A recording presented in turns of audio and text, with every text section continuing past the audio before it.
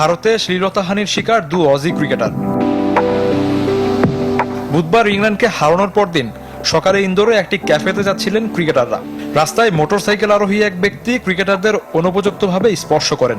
এই ঘটনা নিশ্চিত করে বিবৃতি দিয়েছে ক্রিকেট অস্ট্রেলিয়া। ক্রিকেট অস্ট্রেলিয়া নিশ্চিত হয়েছে দলের 2 নারী সদস্য ক্যাফেতে যাওয়ার সময় একজন মোটরসাইকেল চালক তাদের অযাচিতভাবে স্পর্শ করেন।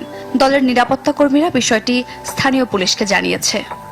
ভারতের কোনো সংবাদ মাধ্যমের দাবি, শুধু অযাচিত স্পর্শ নয়, ক্রিকেটারদের দিকে অশ্লীল অঙ্গভঙ্গি এমনকি জড়িয়ে ধরার চেষ্টাও করেন অভিযুক্ত ব্যক্তি। সিসিটিভি ফুটেজ দেখে আকিল খান নামের ওই ব্যক্তিকে গ্রেপ্তার করেছে ইন্দোর পুলিশ। 2 ক্রিকেটার দলের নিরাপত্তা কর্মী ড্যানি সিমন্সকে বিষয়টি জানানোর পর তার মামলার প্রেক্ষিতে এই ব্যবস্থা নেওয়া হয়। একই সঙ্গে আরও তদন্তের আশ্বাসও দিয়েছে পুলিশ।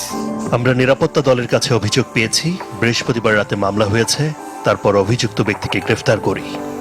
এই ধরনের অনাকাঙ্ক্ষিত ঘটনার জন্য দুঃখ প্রকাশ করেছে মধ্যপ্রদেশ ক্রিকেট অ্যাসোসিয়েশন।